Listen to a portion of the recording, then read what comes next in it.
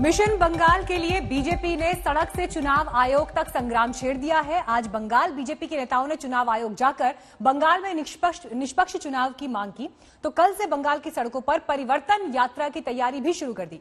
BJP को इस रथ यात्रा के लिए अब तक मंजूरी नहीं मिली है। उम्मीद है कि पुलिस से हरी झंडी मिलते ही बीजेपी अध्यक्ष जेपी नड्डा परिवर्तन यात्रा को हरी झंडी दिखाएंगे।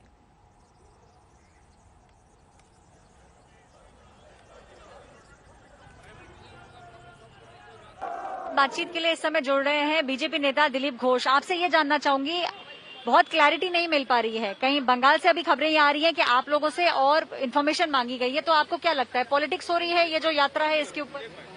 देखिए, हर बार किसी भी एक छोटी सी सभा रोड शो करने में भी हमको रोका जाता है, इसीलिए यात्रा तो बहुत बड़ा एक परिवर्तन यात्रा है। बंगाल का पूरा वातावरण बदल जाएगा, राजनीतिक परिवर्तन का राह बन जाएगा, इसलिए टीएमसी डरती है और इसीलिए उसको रोकने का हर प्रकार प्रयास कर रही है। आपको क्या लगता है अगर नहीं मिलती है परमिशन तो फिर भी कल क्या ये जो यात्रा है ये कल आप लोग निकालेंगे बंगाल में?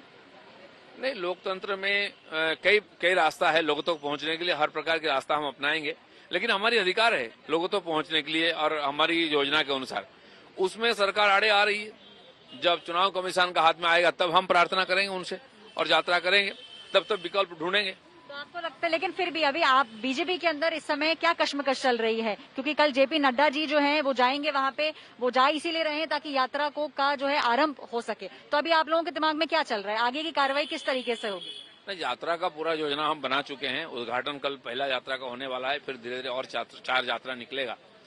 तो उसको छोड़कर भी हमारी जिस प्रकार से आदरणीय नड्डा जी, माननीय होम मिनिस्टर, इनका जो कार्यक्रम चल रहा था जिलों में, वो जारी है, वो आगे भी चलेगा। उसके साथ साथ यात्रा का प्रारंभ हो जाएगा, ऐसा योजना बनाया। तो आज हमारा प्रतिनिधि मंडल चुनाव आयोग को मिला था। बंगाल में वहां की जो सत्ताधारी पार्टी है टीएमसी, उनके द्वारा लगातार हिंसा की घटनाएं उनके कैडर के द्वारा जारी है और पूरी तरीके से बंगाल की सरकारी मशीनरी का दुरुपयोग करने में टीएमसी को एक्सपर्टनेस आ गई है।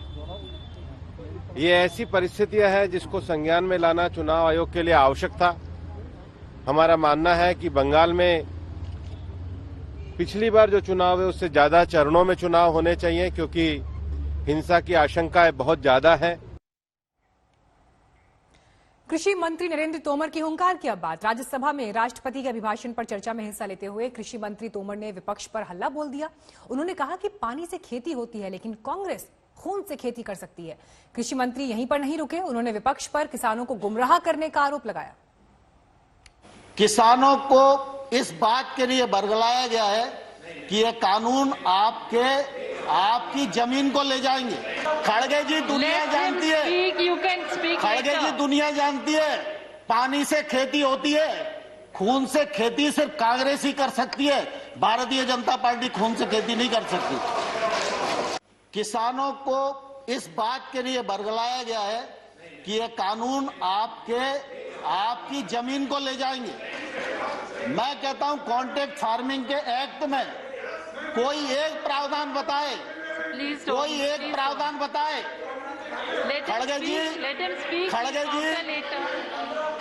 दुनिया जानती है, खड़गे जी दुनिया जानती है, पानी से खेती होती है, खून से खेती सिर्फ कांग्रेस ही कर सकती है। भारतीय जनता पार्टी खून से खेती नहीं कर सकती। जवाब देना चाहूंगा प्रतिपक्ष के सभी मेंबर्स को भी। उन सब ने किसान आंदोलन पर भी चिंता की। किसान आंदोलन के लिए जो सरकार को कोसना आवश्यक था उसमें भी कोई कंजूसी नहीं की और कानूनों को काले कानून भी जोर देकर कहा। लेकिन मैं आजाद साहब और आने भाई आपको बताना चाहता हूं कि मैं किसान यूनियन से भी 2 महीने तक यही पूछता रहा कि कानून में काला क्या है, एक मुझे बताओ तो मैं उसको ठीक करने की कोशिश करूं। एपीएमसी के बाहर अगर कोई ट्रेड होगा तो उस पर किसी भी प्रकार का ना तो राज्य का टैक्स लगेगा ना केंद्र का टैक्स लगेगा।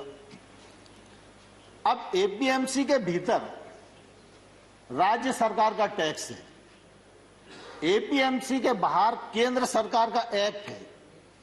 केंद्र सरकार का एक्ट टैक्स को खत्म करता है और राज्य सरकार का जो एक्ट है वो टैक्स देने के लिए बाध्य करता है। जो टैक्स ले रहा है और लगा रहा है और बढ़ा रहा है, आंदोलन उसके खिलाफ होना चाहिए या जो टैक्स फ्री कर रहा है उसके खिलाफ होना चाहिए। लेकिन अब देश में उल्टी गंगा बह रही है। इससे पहले राज्यसभा में विपक्ष ने सरकार पर हमला बोला। शिवसेना नेता संजय राउत ने कहा, किसान आंदोलन जिंदा है तो देश जिंदा है। जो आपके ऊपर क्रिटिसाइज करता है, आपको आईना दिखाता है, वो आपके आसपास रहना चाहिए, उसका घर आपके बगल में रहे।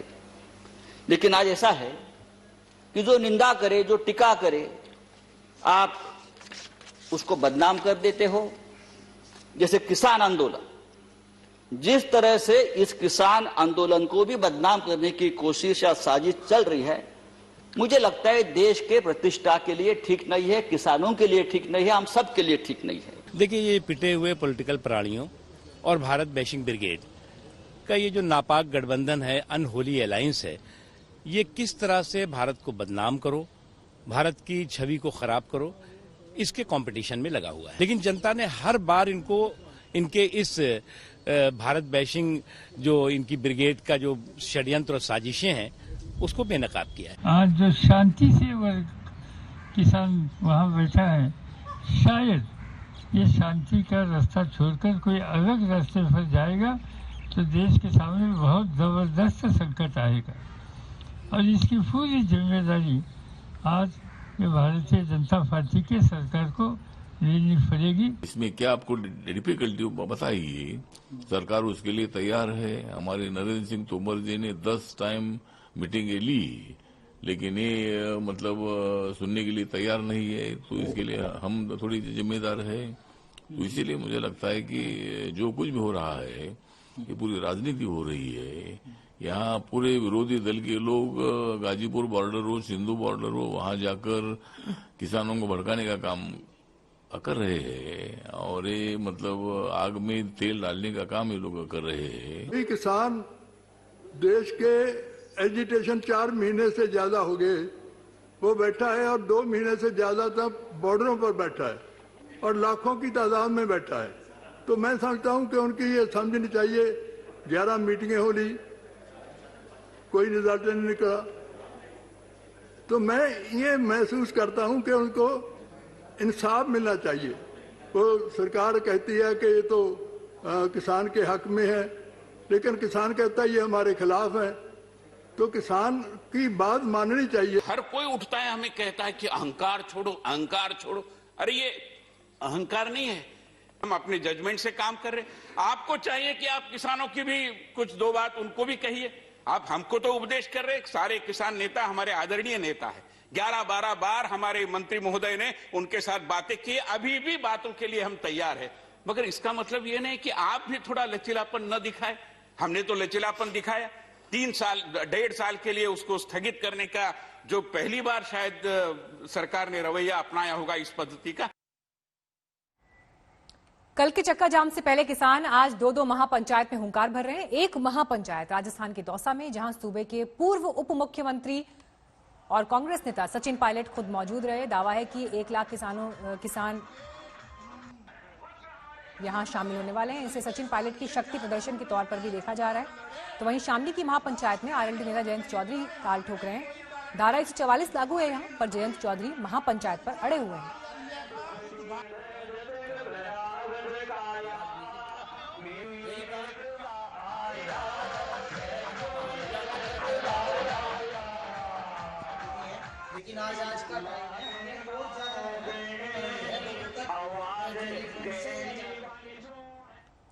और आइए इस वक्त आपको सीधे हम ग्राउंड पर ले चलते हैं। गाजीपुर से कुमार कुणाल हमारे साथ मौजूद है। दौसा में शरद इस वक्त जुड़ गए हैं हमारे साथ और अभिषेक मिश्रा शामली से हमारे साथ जुड़े हुए हैं।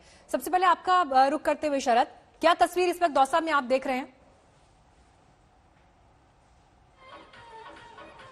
कांग्रेस में एक लंबे समय से मांग चल रही थी कि किसान आंदोलन को लेकर कांग्रेस खामोश है। सचिन पायलट अपने पिता की कर्मभूमि दौसा में उतरे हैं और यहाँ पर अभी अभी जो वो सचिन पायलट गए हैं कलेक्टर को ज्ञापन देने, और जो एक गीत बनाया गया है यहाँ पर कृषि बिल के खिलाफ, उस गीत को लेकर यहाँ पर जो स्टेज पर लोक कलाकार हैं वो अपना प्रदर्शन कर रहे हैं। और कहा जा सकता है कि दौसा में अब तक ये सबसे बड़ी कृषि पंचायत कह सकते हैं, कृषि रैली कह सकते हैं, सचिन पायलट ने की है। और यहाँ से उन्होंने कहा है कि अब हम राजस्थान के किसानों को लेकर दिल्ली जाएंगे। तो कहीं नहीं एक कांग्रेस के अंदर भी जो छटपटाहट थी कि कृषि बिल पर हम किसानों के साथ नहीं दिखाई दे रहे, उसे लेकर सचिन पायलट ने यहाँ पर दौसा से अभियान शुरू किया है और भरतपुर और शाहजहांपुर होते हुए और दिल्ली जाने का आज यहाँ ऐलान किया है कि अपने किसानों को लेकर मैं दिल्ली जाऊंगा। तो एक तरह से कहा जा सकता है कि सचिन पायलट ने यहाँ अपनी ताकत तो दिखाई है, बीजेपी के खिलाफ भी कांग्रेस ने। लौटती हूँ, अभिषेक मिश्रा सामने से मौजूद है। अभिषेक, देखिए राजस्थान में तो कांग्रेस की सरकार है, वहां पर 1 लाख किसान जुटेंगे और सचिन पायलट खुद उसकी अगुवाई कर रहे हैं, लेकिन बीजेपी शासित उत्तर प्रदेश में क्या हाल है? क्योंकि लगातार बीजेपी तो ये दावा करती रही है कि ये आज इनफैक्ट कृषि मंत्री ने ये कहा कि एक राज्य के किसान सिर्फ आंदोलन कर रहे हैं। क्या हालत है उत्तर प्रदेश की, देश के सबसे बड़े सूबे की दिखाई? देखिए बिल्कुल कहीं ना कहीं मीनाक्षी, इस बात में कोई दो राय नहीं है कि जिस तरीके का आंदोलन हमें बाकी राज्यों में, खासतौर पर राजस्थान, हरियाणा, पंजाब की हम बात करें, दिखता है, उसका उतना असर उत्तर प्रदेश में नहीं है। लेकिन अगर हम पश्चिमी उत्तर प्रदेश की बात करें, हम लगातार यहाँ दौरा कर रहे हैं, तो यहाँ पर जो किसान है वो लगातार यही कह रहे हैं कि सरकार को इस कानून को वापस लेना चाहिए। यही कारण है कि राष्ट्रीय लोक दल, कांग्रेस और कुछ हद तक समाजवादी पार्टी भी कुछ इलाकों में कहीं ना कहीं इस मुद्दे को लेकर के हावी है। और आज जो महापंचायत शामली में हो रही है वो कहीं ना कहीं एक मैसेज देने की कवायद है कि किस तरीके से किसानों के साथ सरकार नहीं है। हालांकि इसकी अनुमति नहीं मिली है, धारा 144 लागू है, लेकिन बावजूद उसके किसान यहाँ जुट रहे हैं और कहीं ना कहीं उम्मीद कर रहे हैं कि आज एक बड़ा आह्वान किया जाएगा। तो इसमें कोई दो राय नहीं है कि विपक्ष ने पूरी तरह से तैयारी की है, लेकिन हाँ, उत्तर प्रदेश में अगर बात करें तो पश्चिमी उत्तर प्रदेश में जो असर दिख रहा है, यहाँ के किसानों की जो नाराजगी है वो कहीं ना कहीं हमें दिखती है। चाहे हम बात करें बागपत की, शामली की, कैराना, मुजफ्फरनगर, ये तमाम इलाकों में कहीं ना कहीं किसान सरकार से सवाल कर रहे हैं कि आखिर इन कानूनों को लेकर के वो क्यों नहीं संवेदनशील है। जी ठीक है, कुणाल के पास चलते हैं। कुणाल गाजीपुर में इस वक्त मौजूद है। कुणाल, आप तो लगातार जो इस आंदोलन का सिंगू बॉर्डर के अलावा एक केंद्र रहा है गाजीपुर, वहां पे रिपोर्टिंग करते रहे हैं। अब ऐसा लग रहा है और लोग भी इस बात का जिक्र बार बार कर रहे हैं कि लड़ाई ऐसा लगता है सरकार वर्सेस राकेश टिकैत हो गई है, जो गाजीपुर बॉर्डर से आंदोलन को आगे बढ़ा रहे हैं और ये कह रहे हैं कि ये तो अक्टूबर तक जाएगा। सवाल यही कि अगर अक्टूबर तक आंदोलन ले जाने की प्लानिंग है तो फिर बातचीत की कहां गुंजाइश है? बिल्कुल, और इसीलिए जब वहां पर राज्यसभा में सरकार ने आज जवाब दिया है, उसका पलट जवाब जो है राकेश टिकैत ने यहां पर भी दिया है। कहा है क्या कि सरकार जो है आधे दाम पर खेती की जो उनकी फसल है वो खरीद रही है और दावे बड़ी बड़ी कर रही है, लेकिन जो कल की तैयारी है, कल किस तरीके से चक्का जाम है और उसको लेकर के पुलिस की हम तैयारी दिखाते हैं कि किस तरीके से यहाँ पर जो कई लेयर की बैरिकेडिंग है, कटीले तार है, पुलिस कर्मियों की तैनाती है, वो साफ तौर पर दिखाई पड़ रही है तस्वीरों में कि किस तरीके से यहाँ पर बिल्कुल सुरक्षा काफी कड़ी कर दी गई है कि कल अगर कोई दिल्ली की तरफ जाना चाहे तो यहां से निकल नहीं पाए। तो ये एक बड़ी तैयारी है कल के को लेकर के, क्योंकि आज राकेश टिकैत ने कहा कि हम दिल्ली की तरफ नहीं कूच करेंगे, जो भी होगा ग्रामीण इलाकों में होगा, लेकिन यहाँ पर पुलिस कोई भी चांस नहीं लेना चाहती है। कोई भी 26 जनवरी की घटना के बाद कहीं पर भी कोई कोताही नहीं बरतना चाहती है और उसी की तस्वीरें यहाँ की तस्दीक करती हैं कि किस तरीके से जो इंतजाम है वो मुकम्मल कर दिए गए हैं कि कल अगर यहाँ पर किसी भी तरीके की घटना होती है तो उसको निपटने के लिए पुलिस और पूरा जो सुरक्षा तंत्र है वो पूरा मुस्तैद रहे। क्या किसानों के बहाने भारत को बदनाम करने की कोई ग्लोबल साजिश चल रही है? क्लाइमेट एक्टिविस्ट ग्रेटा थर्नबर्ग ने ट्वीट किया जिससे बवाल मच गया। हालांकि ग्रेटा ने बाद में उस ट्वीट को डिलीट कर दिया, लेकिन ग्रेटा ने जो टूल किट शेयर की थी उससे भारत विरोधी एजेंडे की साजिश का खुलासा हुआ है।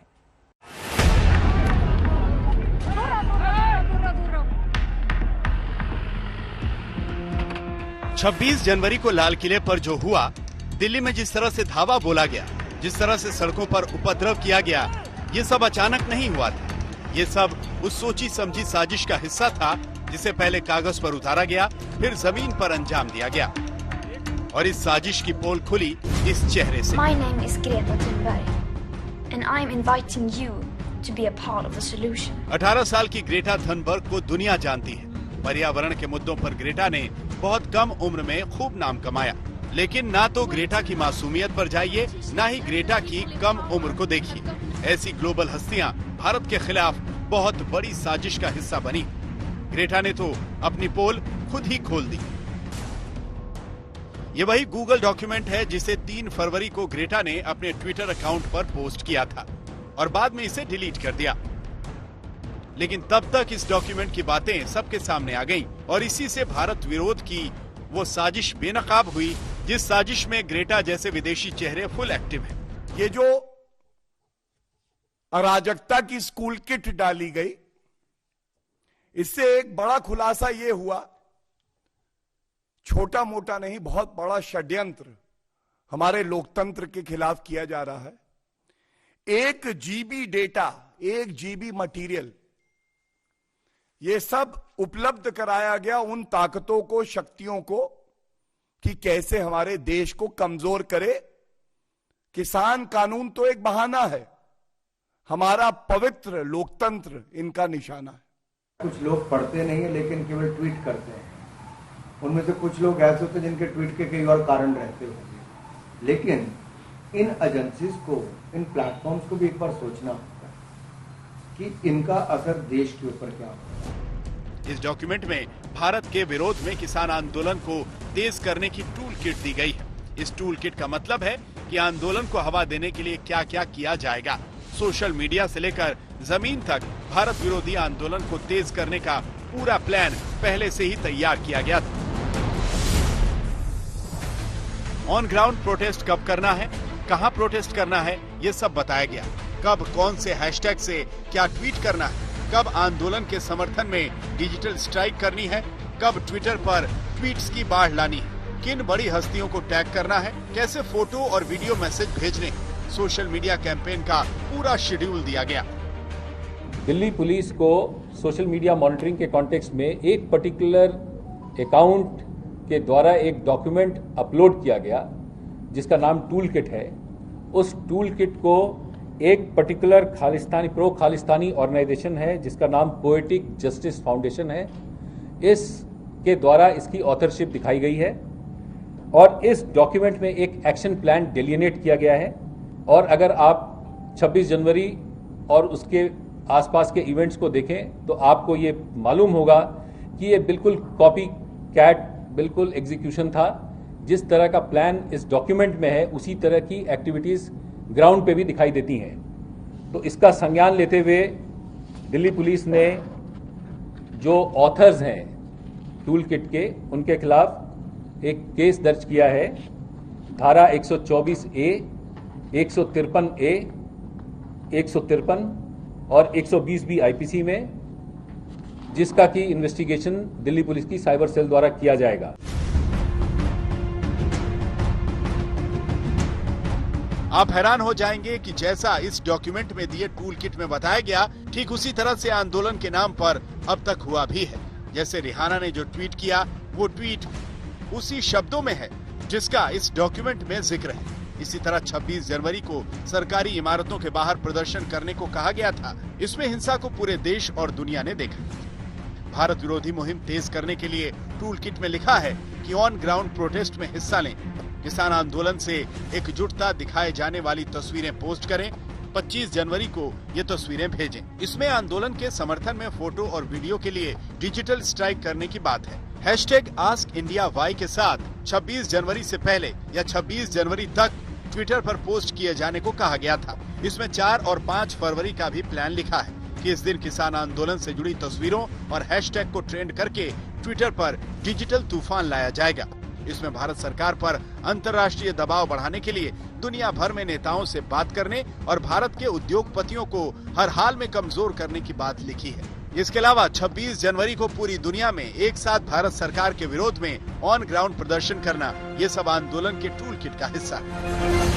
हिंदुस्तान की मिट्टी, हिंदुस्तान के मुद्दे, हिंदुस्तान में ही बातचीत और हिंदुस्तान में ही समाधान, सीधे तौर पर यही होना चाहिए, लेकिन कुछ विदेशी ताकतें ऐसा होने नहीं देना चाहती हैं। अब क्या वो वाकई कुछ हाथों में औजार हैं या खुद ही वो इस मामले में आगे बढ़ चढ़कर ये सब कुछ कर रहे हैं, ये तो वो जाने और आगे जांच के जरिए पता चलेगा। लेकिन जो नफरत की दुहाई दे रहे हैं, वो खुद कितनी नफरत फैला रहे हैं, वो यहां पर हिंदुस्तान की जमीन पर देखकर बता सकते हैं। सिंघू बॉर्डर पर एक ओर पूरे सुरक्षाकर्मी और दूसरी ओर तमाम किसान संगठन जो कि 2.5 महीने से यहां पर बैठे हुए हैं, अपने आंदोलन को आगे बढ़ा रहे हैं। बातचीत भी होती है सरकार और किसान संगठनों के बीच। पुलिस वालों ने अपना खून भी यहां बहाया है, चाहे 26 जनवरी हो या यहां सिंघू बॉर्डर पर 27 जनवरी की वो वारदात। और इन सारी चीजों के बीच समाधान सिर्फ और सिर्फ हिंदुस्तान को ढूंढना है, हिंदुस्तान की आवाजों को ढूंढना है, यहां के पक्षों को ढूंढना है। किसी बाहरी देश के कुछ विदेशी लोग, कलाकार, उन लोगों को ज्यादा चिंता करने की आवश्यकता नहीं है। अब सवाल यह है कि ग्रेटा जैसे ग्लोबल चेहरों के पीछे कौन लोग हैं जो इन्हें आगे करके भारत विरोधी एजेंडा चला रहे हैं, क्योंकि अब इसमें कोई संदेह नहीं कि किसान आंदोलन के नाम पर ऐसी भारत विरोधी ताकतें फुल एक्टिव हैं, जो विदेश में बैठकर आंदोलन की रणनीति बना रही हैं और आंदोलन को अपने रिमोट से चला रही हैं। आज तक ब्यूरो। यहाँ पर मानखुर्द से खबर सामने आ रही है भयंकर आग लगने की। जानकारी के मुताबिक मानखुर्द के कबाड़ गोदाम में आग लगी। आग पर काबू पाने के लिए दमकल की कई गाड़ियों को घटना स्थल पर भेजा गया है। तस्वीरें आपको हम दिखा रहे हैं, भीषण आग की ये तस्वीरें। दूर तक धुएं का ये गुबार यहां दिखाई दे रहा है। आग बुझाने के लिए दमकल की कई गाड़ियां इस वक्त वहां पर मौजूद हैं। मुंबई से इस वक्त हादसे से जुड़ी ये खबर हमारे साथ आ गए और जानकारी के साथ इस वक्त सौरभ वक्तानिया।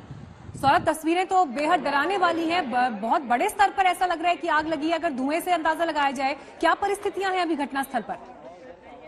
जी देखिए, सबसे पहले तो आपको बता दें कि आग काफी ज्यादा बड़ी है और फायर ब्रिगेड ने इसे लेवल 3 की फायर घोषित की है, यानी कि आग कितनी ज्यादा बढ़ गई है। बस कुछ ही देर पहले ये आग लगी थी, लेकिन लगातार ये आग बढ़ती जा रही है। आपको बता दें, जो ये पर्टिकुलर इलाका है, ये पूरा कबाड़ों का गोदाम है यहाँ पर, यानी कि पूरे मुंबई से जितना भी कबाड़ इकट्ठा किया जाता है वो वहां पर स्टोर किया जाता है।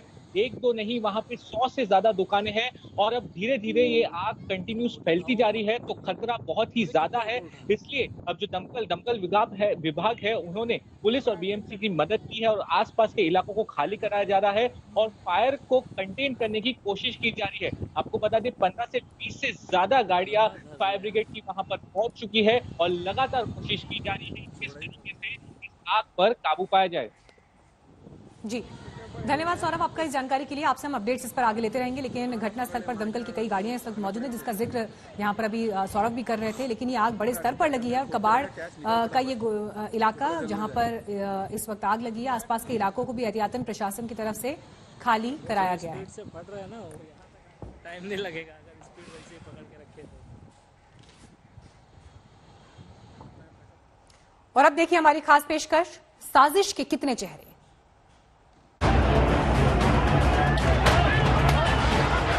ट्रैक्टर परेड के नाम पर तांडव, इन चेहरों को पहचानिए।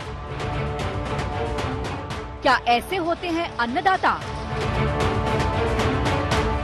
किसान के नाम पर इंटरनेशनल एजेंडा, देश को बदनाम करने की साजिश। रिहाना, ग्रेटा, मिया, साजिश के कितने चेहरे, कितने मोहरे।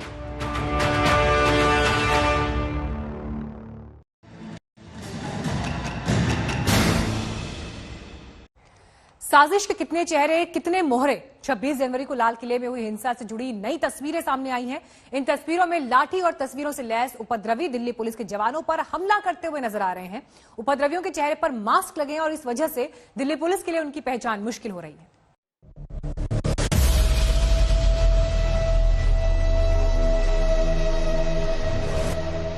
1, 2, 3, 4, 5। कौन है ये नकाबपोश? दिल्ली के लाल किले में 26 जनवरी को हुए बवाल की ये सबसे नई तस्वीर है जो आज तक के हाथ लगी है। तस्वीर में देखिए, उपद्रवी लाठी डंडे से लैस हैं। कुछ उपद्रवियों के हाथों में तलवार भी है। तस्वीरों में उपद्रवी पुलिस को डंडे के जोर पर दौड़ाते नजर आ रहे हैं। कई तस्वीरों में ऐसा भी दिख रहा है मानो उपद्रवियों की भीड़ ने पुलिस को बंधक बना लिया हो। इस तस्वीर में देखिए, भीड़ के बीच पुलिस वाला घिरा हुआ दिख रहा है और कुछ लोग मारने के लिए लाठी उठाए हुए हैं। 26 जनवरी की हिंसा की जांच कर रही दिल्ली पुलिस की क्राइम ब्रांच की टीम ने उपद्रवियों की शिद्दत से तलाश शुरू कर दी है, लेकिन मुश्किल ये है कि कोविड प्रोटोकॉल की आड़ में ज्यादातर चेहरे मास्क में ढके हुए हैं। 26 जनवरी के दिन लाल किले पर जो हिंसा हुई थी, पुलिस को उस हिंसा से जुड़े कई सारे सीसीटीवी फुटेज और मोबाइल के फुटेज मिले थे।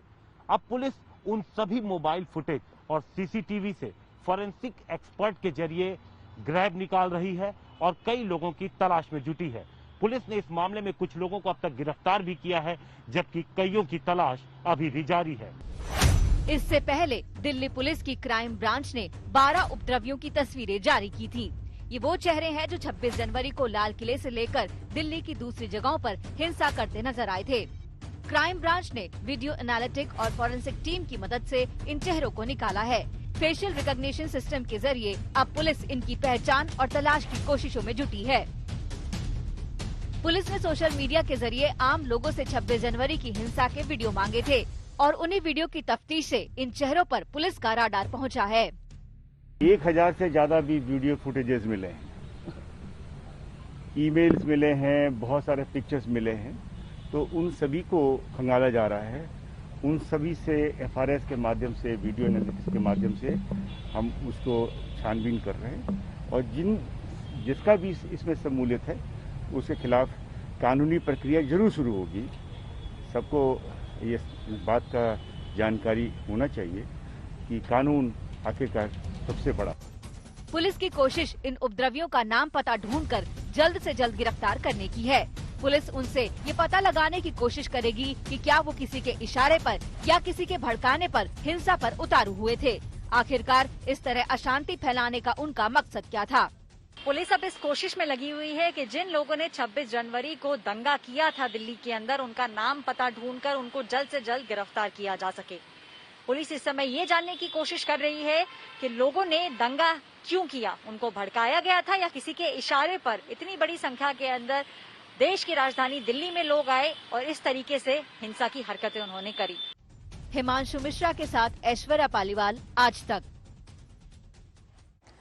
लाल किले में 26 जनवरी के बवाल की तस्वीरें आपने देख ली। हम आपको दिखाते हैं उस रोज के बवाल का एक नया वीडियो। इस वीडियो में इकबाल सिंह भी नजर आ रहा है, जिस पर दिल्ली पुलिस ने 50,000 रुपए का इनाम रखा है। गोली गोली चला गोली चला तू। गौर से देख लीजिए इस चेहरे को। शांति ना कह रहे खोल दो, नहीं खोल दे, शांति ना क्रांति आ गई है। दिल्ली पुलिस के सूत्रों के मुताबिक लाल किले पर उपद्रव पर उतारू भीड़ को उकसाते नजर आ रहे इस शख्स का नाम है इकबाल सिंह। दिल्ली पुलिस ने इस शख्स पर रखा है 50,000 का इनाम। देखिए इकबाल सिंह कैसे भीड़ को लाल किले का दरवाजा तोड़ने के लिए उकसा रहा है। बार आ गया गेट और शांति ना कह रहे खोल दो, नहीं खोल दे, शांति ना क्रांति आ गई है।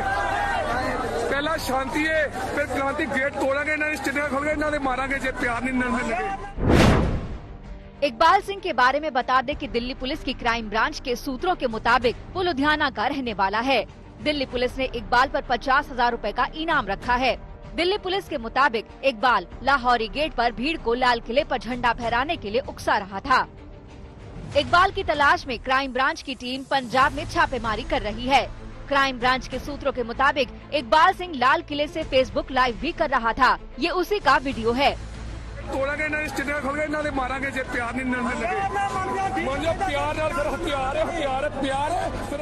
कुछ और वीडियो देखिए। बेखौफ उपद्रवियों ने यहाँ एक पुलिसकर्मी को घेर लिया था और उसको लगातार धमका रहे थे। खोलो जगह, खोलो शांति से, खोलो गेट नहीं मारा।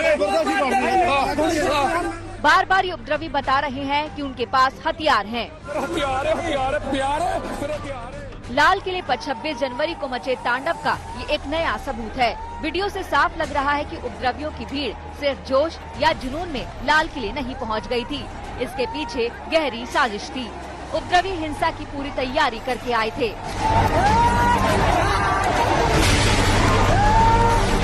ये वीडियो लाल किले में लगे तिरंगे झंडे वाली जगह के करीब का है। देखिए किस तरह उपद्रवी ऊपर तक पहुंच गए। माना जा रहा है कि उपद्रवियों के निशाने पर ये तिरंगा भी था। वो वहां तक पहुंचकर अपना झंडा लहराना चाहते थे, लेकिन उनकी साजिश कामयाब नहीं हो पाई। और जल्दी कर लो, तिरंगा उतार दो अपने आप ही।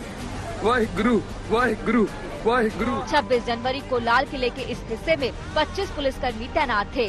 पुलिस से बेखौफ उपद्रवी पुलिस वालों को गोली चलाने के लिए उकसा रहे थे। चला गोली चला तू। बलवाई पुलिस को ललकारते रहे, आगे बढ़ने की कोशिश करते रहे। मजबूरन आत्मरक्षा में पुलिस को गोली चलानी पड़ी। गोली आकाशप्रीत नाम के शख्स को लगी, जिसे पुलिस ने बाद में गिरफ्तार किया।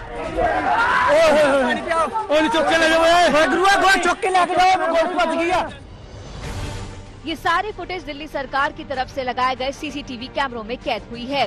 दिल्ली पुलिस की क्राइम ब्रांच ने इनको जांच के लिए भेजा है। इस वीडियो द्वारा साजिश के तमाम चेहरों की शिनाख्त और उन्हें पकड़ने की कोशिश की जा रही है। शांतिनाथ क्रांति आ गई है। पहला शांति। दिल्ली से अरविंद ओझा और तंसीम हैदर के साथ आज तक ब्यूरो। 20 जनवरी को उपद्रव का नया और हैरान करने वाला वीडियो सामने आया। उसमें उपद्रवी हिंसा की बात करते दिखाई दे रहे हैं। सीसीटीवी में कैद फुटेज साफ इशारा कर रही है कि 26 जनवरी की घटना एक साजिश थी। लाल किले पर 26 जनवरी को मचे तांडव के रोज नए सबूत, नए वीडियो सामने आ रहे हैं। ऐसे वीडियो जो बताते हैं कि उपद्रवियों की भीड़ सिर्फ जोश या जुनून में लाल किले नहीं पहुंच गई थी, उसके पीछे गहरी साजिश थी। उपद्रवी हिंसा की पूरी तैयारी करके आए थे। ये तस्वीरें ठीक लाल किला में ऊंचाई पर मौजूद तिरंगे के पैसेज के करीब की हैं। यहाँ 26 जनवरी को 25 पुलिस वाले तैनात थे, लेकिन ऊपर तक पहुंच गए। उपद्रवियों के सिर पर तो मानो खून सवार था। एक एक करके ये उपद्रवी तिरंगे वाले पैसेज तक पहुंच गए। जाहिर तौर पर उनके निशाने पर लाल किले में सबसे ऊंचाई पर फहरा रहा तिरंगा था। यहाँ उपद्रवी अपना झंडा लहराना चाहते थे। उपद्रवियों के इरादे खतरनाक थे। ये समझने में पुलिस वालों को जरा भी देर नहीं लगी। उन्होंने आगे बढ़ते हुए उपद्रवियों पर गोली भी चलाई।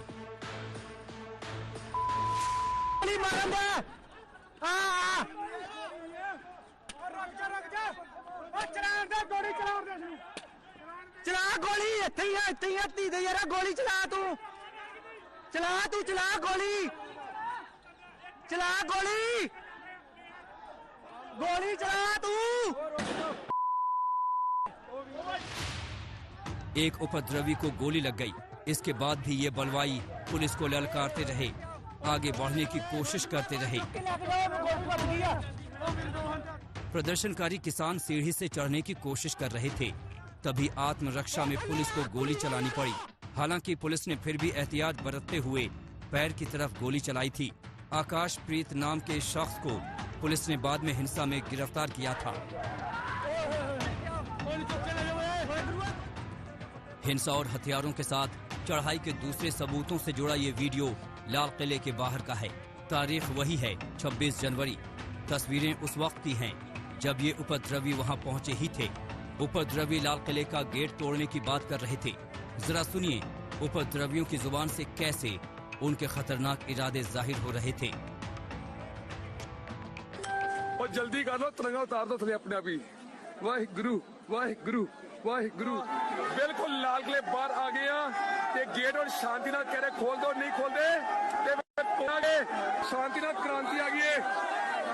पहला शांति है, फिर क्रांति। गेट तोड़ांगे ना, स्टेडियम खोल के मारांगे जे प्यार नहीं लगे।